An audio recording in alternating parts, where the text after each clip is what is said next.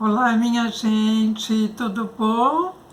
Nesse nosso encontro semanal, hoje o tema é algo conhecido, me parece. Dentro do campo dos pecados capitais, falaremos sobre a vaidade. O que é isso? O que ela aponta para nós como algo importante de ser visto? Então, vamos ver o que é isso. Eu quero te agradecer a presença, quero te agradecer o estar comigo aqui.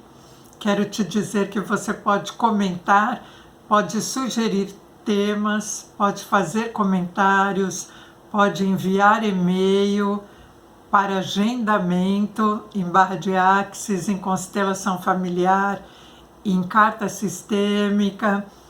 Enfim, sinta-se à vontade para perceber na sua trajetória o que poderia ser contributivo com você e com os outros que fazem parte do seu convívio. Então vamos lá. Vaidade. Vaidade é alguma coisa que tem a ver com uma valorização extrema de si mesmo. Porque a autovalorização ela é importante que tenhamos, né, minha gente? O reconhecimento dos nossos potenciais, a elevação da autoestima, isso é alguma coisa importante de cultivarmos e aprendermos a ver em nós. Quando nós reconhecemos o valor que temos, nós reconhecemos também o valor que todas as pessoas têm, não é? E particularidades que nos diferenciam, ao mesmo tempo ressaltam os nossos potenciais e nos une, né? No sentido de complementariedade. Uns complementam os outros. Mas quando nós falamos em vaidade, aí é diferente, porque é quando a balança do reconhecimento de uma potencialidade, ela não está equilibrada. É quando eu puxo a sardinha para minha brasa e descarto a brasa dos demais. É quando eu percebo que eu tenho um valor além, acima, né, incomparável aos demais. Me dá, faz uma conotação, me coloca numa conotação de superioridade. Vaidade vai por esse caminho, não é? Que me coloca como um ser diferente e superior aos outros. Então, mas como pode alguém se achar superior? Sabe aquelas pessoas que dizem, mas você sabe bem com quem você está falando? E elas veem sentido nisso, no sobrenome que tem, ou no poder aquisitivo que construiu ou que herdou, né? Ou no legado que recebeu, legado material. Enfim, é alguma coisa bastante superficial, não é? É alguma coisa que não tem a ver com a pessoa enquanto ser humano, mas enquanto possuir algo de diferente, algo de a mais do que a maioria ou a grande parte dos mortais. E como que uma pessoa pode sentir-se assim? De onde vem isso? De onde vem essa sensação e esse sentimento de extrema superioridade. É uma sensação e um sentimento que tem a ver com narcisismo. Sabe, Narciso, que se bastava em olhar a sua própria imagem, né? Ele se abastecia, se energizava com a imagem que ele tinha dele mesmo. Então, essa ideia da vaidade, ela tem a ver com uma necessidade de se necessitar da admiração alheia.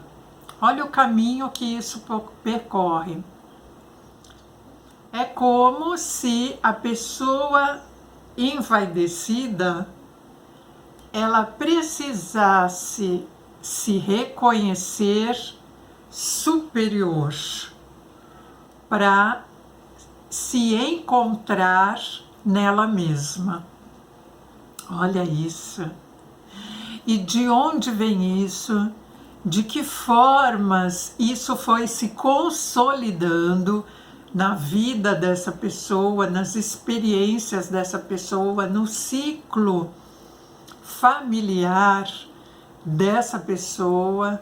Aí cada um é que vai percebendo isso e a gente vai descobrindo isso nos atendimentos que são realizados.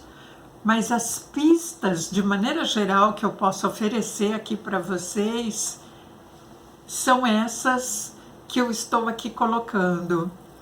O que é isso que faz com que a pessoa se distancie dela mesma?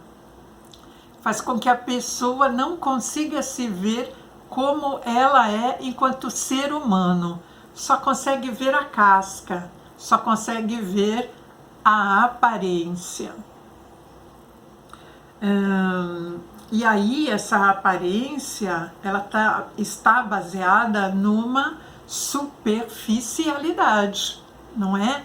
É a aparência, é o algo da superfície, é aquilo que é fútil, porque o que a pessoa vê e exalta e precisa que os outros vejam é aquilo que acaba com o tempo, é aquilo que está em permanente transformação, não é? Então, é muito da aparência e é pouco da essência. Olha que pista extraordinária essa. A pessoa que tem a vaidade em si, ela não consegue suportar ou não conseguiu ainda encontrar e conviver com a sua essência, com o que é essencial em si.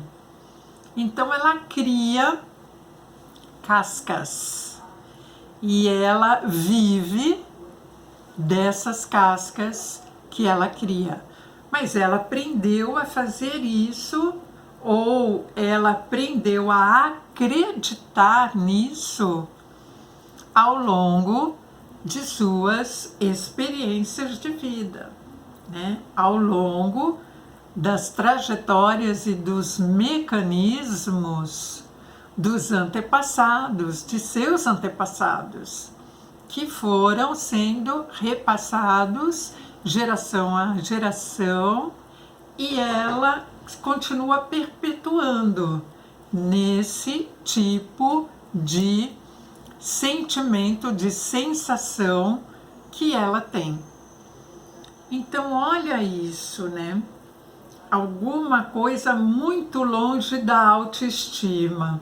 Aliás, a vaidade, dentro desses aspectos que eu estou aqui colocando para vocês, ela está relacionada a uma baixa estima, a uma extrema baixa estima, que é tão acentuada que, se ela não ouvir dos outros, do externo, a aprovação das coisas que ela representa, a aprovação da sua imagem ou de algo do qual ela se envaidece. Se não vier de fora isso, ela não vê, ela não consegue reconhecer, né? Então, olha que bacana a gente ir vendo essas pistas, né? Esse sentimento de desvalia, de desvalor de si mesmo, ele pode gerar atitudes doentias, não é? Bom que percebamos isso. E pode, então, levar a pessoa a fabricar inconsequentemente, sobre qualquer consequência, a beleza almejada, né? O belo que é almejado, o belo que a pessoa considera que é o belo que tem a aprovação do meio, né? Das outras pessoas. Então, e essa sensação, essa percepção pode levar a pessoa a desatinos extremos, né? A mutilações extremas, né? Uma vaidade ligada à aparência, por exemplo, pode fazer com que a pessoa, em desrespeito aos seus sentimentos, às suas sensações, provoque atitudes, né, e procedimentos químicos ou cirúrgicos que tendam a conseguir, a se aproximar dessa beleza superficial. Então, olha isso, olha que escravidão, né? Que atitudes doentias, a que atitudes doentias isso pode levar. Nós, através da imprensa, vemos, vez por outra, divulgações desse tipo, não é? Aqui com pessoas preocupadas, por exemplo, com a necessidade de emagrecer devido à profissão, ou devido à ideia que tem de aceitação dos outros para a sua imagem, né, para a imagem dela própria. Então, ela corre atrás de atitudes e de procedimentos onde ela elimina a comida, né? Tem atitudes de extrema agressividade com seu corpo. E emocionalmente, isso revela essa inaceitação de si própria revela uma acentuada atitude depressiva, inclusive, né? Vai ao encontro da depressão, do entristecimento, do sofrimento, né, com a sua própria existência. Então, é importante que vejamos isso sem crítica nem julgamento, apenas percebamos isso como pista para entrarmos no caminho de cura do que precisa ser visto para ser desconectado desse movimento atual, né, desse movimento mental e emocional adoecedor. Existem coisas, né, que já estão embutidas aí e que precisam ser desatreladas para poder favorecer outros movimentos, né, movimentos mais saudáveis na vida. Então a gente pode refletir com esse tipo de atitude ligada à vaidade, a gente pode refletir questões do tipo assim: o que você sente que está faltando para você? O que te falta? O que te falta a ponto de te incomodar?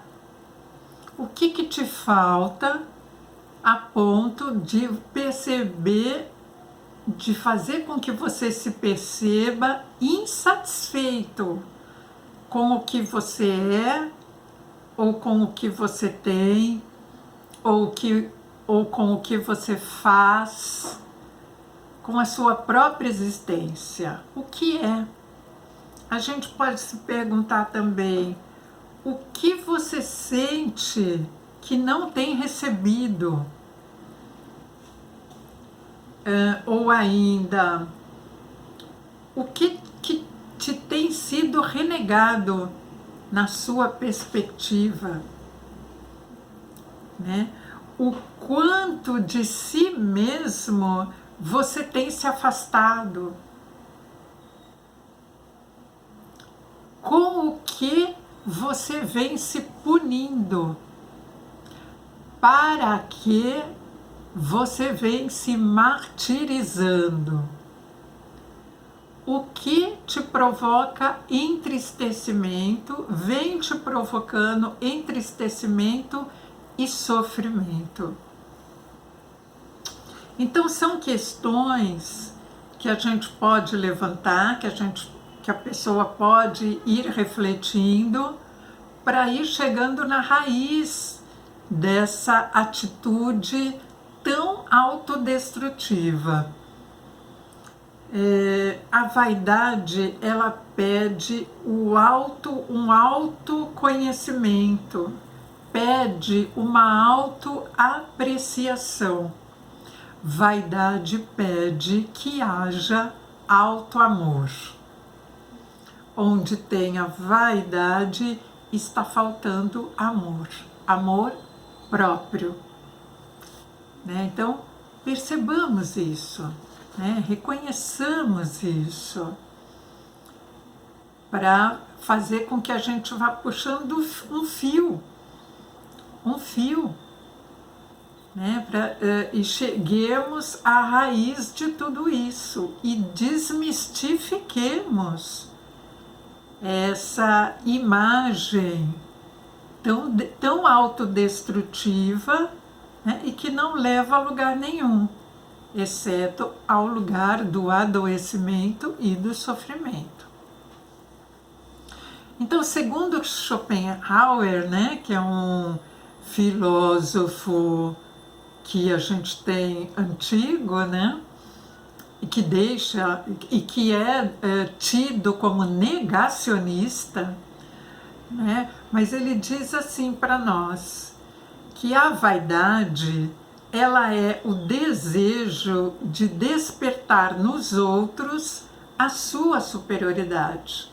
É o desejo de fazer com que os outros te vejam superior, né? Com a esperança de você poder convencer-se de que você é mesmo superior, com a esperança de poder convencer-se de que você tem atributos superiores.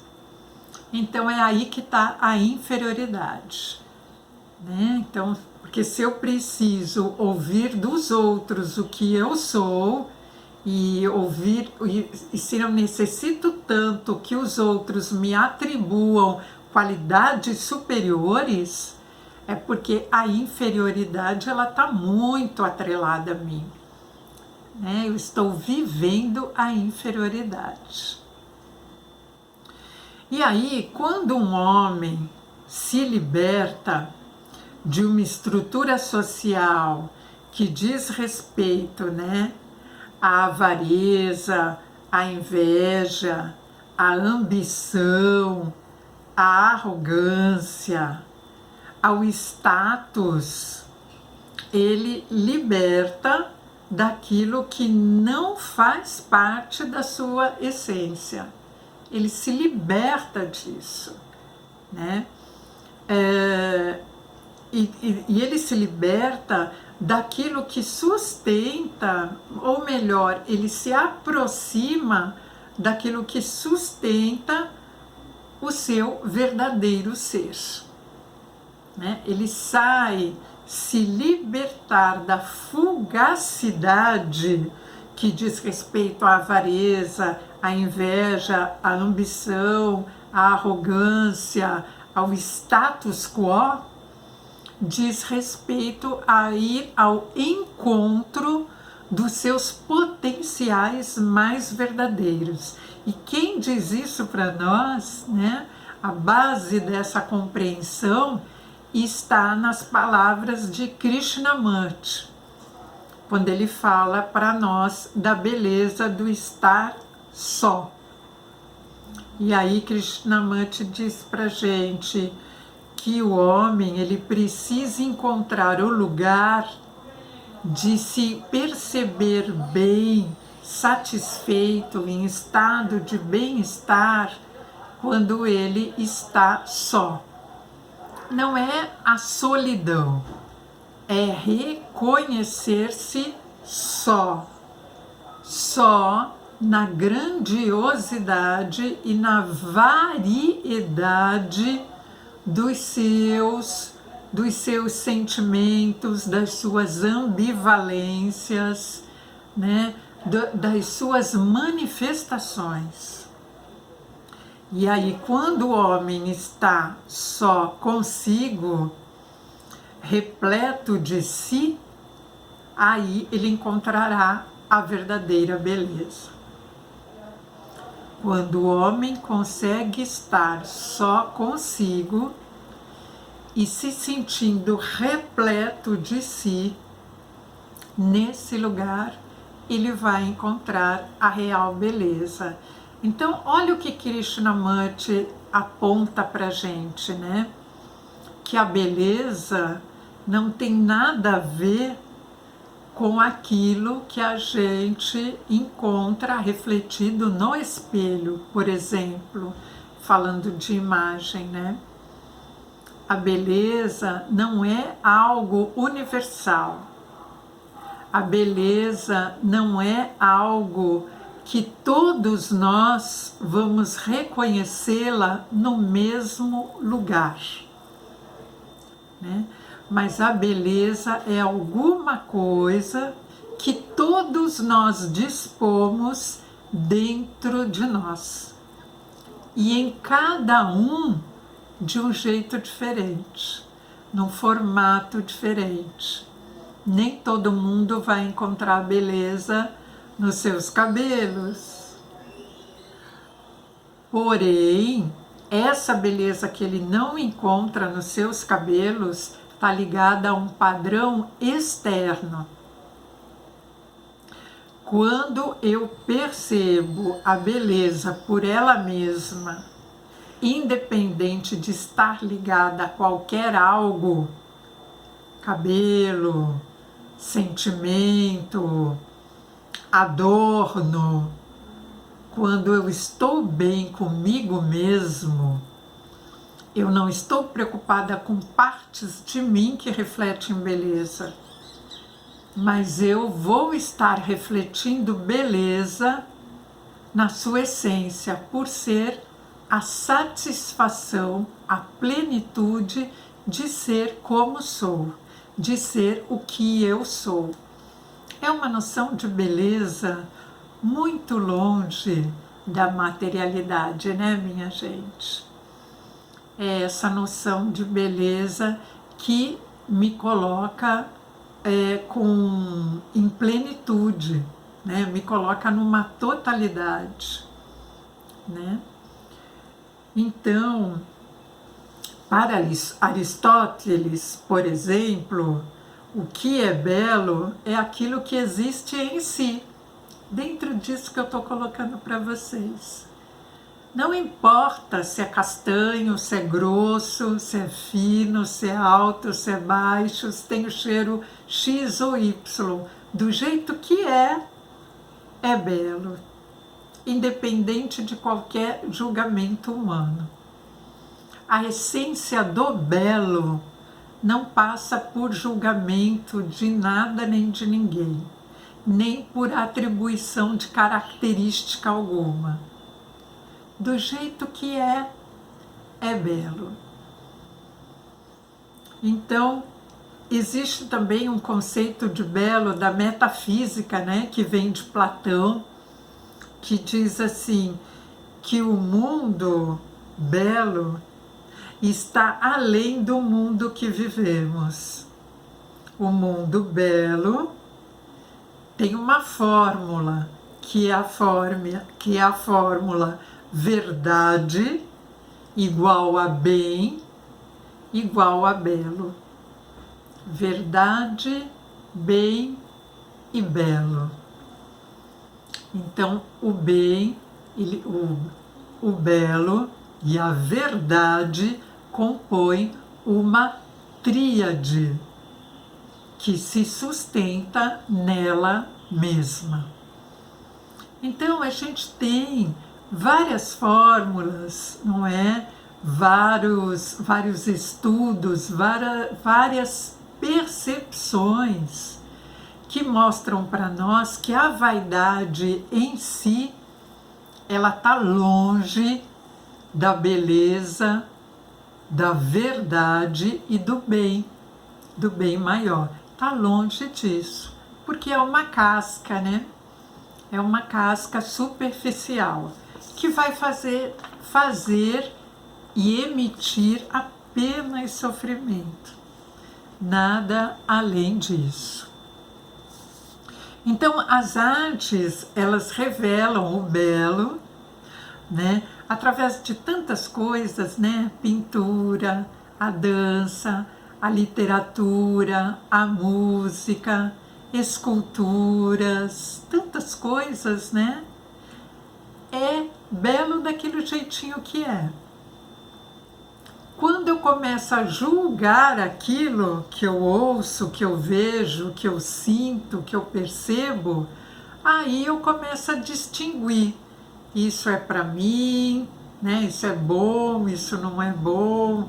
Começo a ter diferenças e discrepâncias na maneira de sentir o belo. Mas dentro daquilo que ele é, dentro daquilo que um algo ou alguma coisa é, e que já tem a beleza daquilo lá mesmo, sem julgamento nenhum, aquilo tem uma beleza que é infinita, é uma beleza primordial. Então a rosa é bela, não é porque ela é rosa, não é porque ela tem o formato X ou Y, ou um perfume desse ou daquela outra fragrância. A rosa é bela porque ela é rosa. O pássaro é belo porque é pássaro.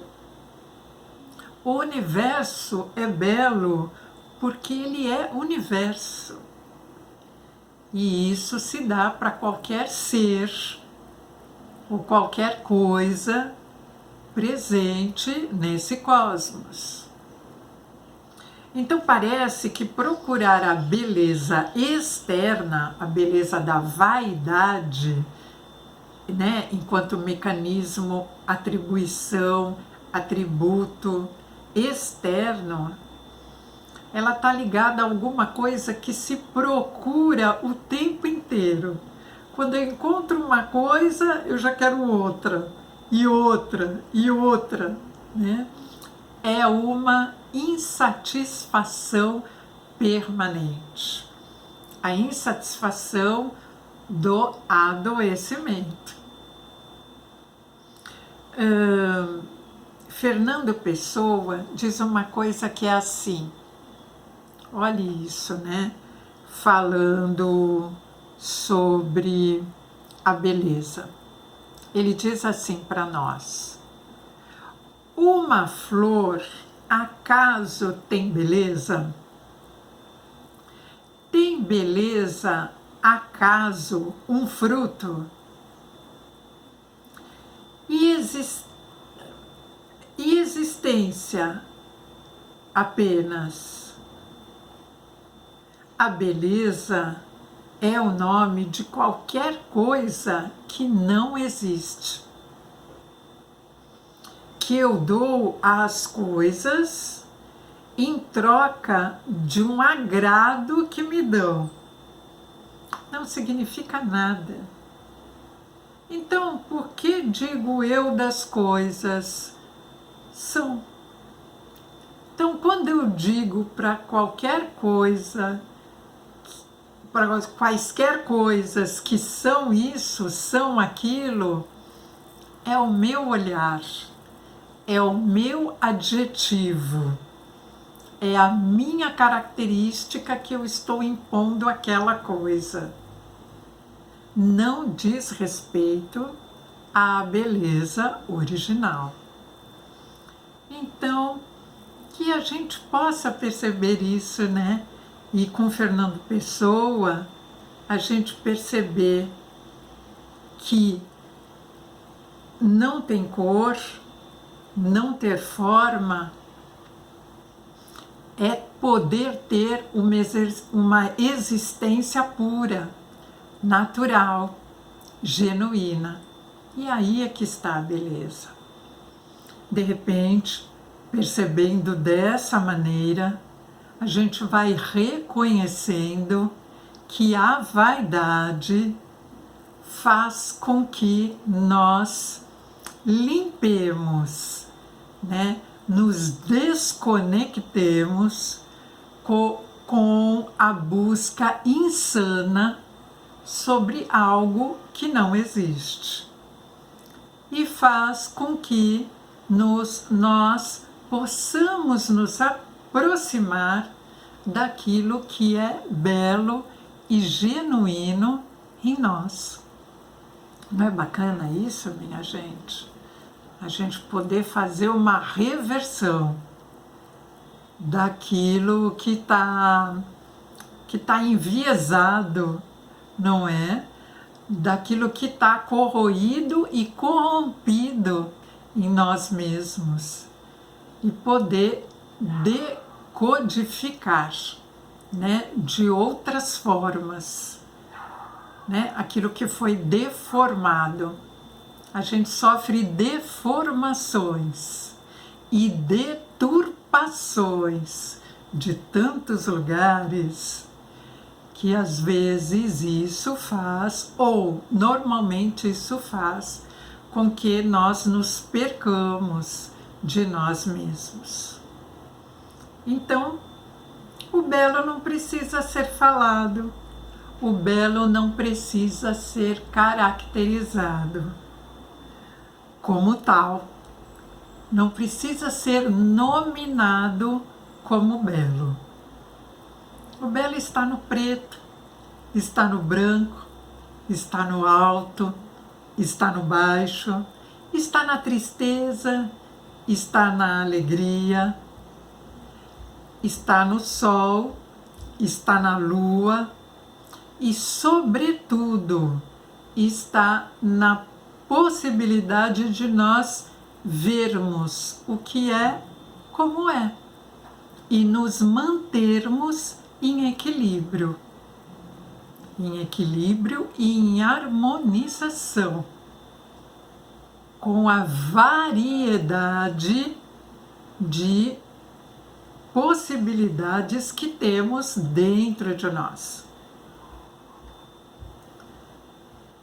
Essa real beleza que todos temos e que em tudo se manifesta é a beleza de estarmos conectados com esse universo maior.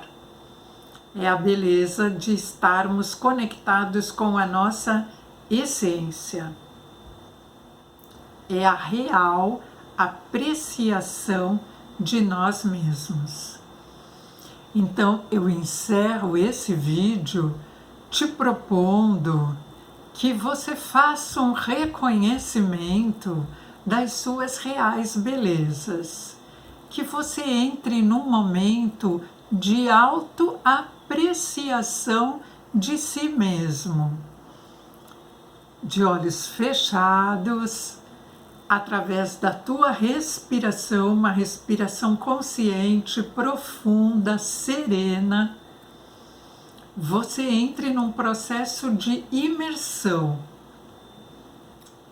Por onde você vai nesse caminho, você escolhe. Mas o essencial é que esse caminho te leve ao encontro com você mesmo, com a tua luz interior em consonância com a luz maior, a luz universal, que se manifesta na sua respiração, no seu modo de pensar, na sua forma, nos sentimentos que você reconhece ter, e naquilo que você cultiva em seu benefício e em benefício dos demais. Então eu te deixo nessa autoapreciação do respirar de bem com a vida. E na semana que vem a gente se encontra com outro tema. Grande beijo.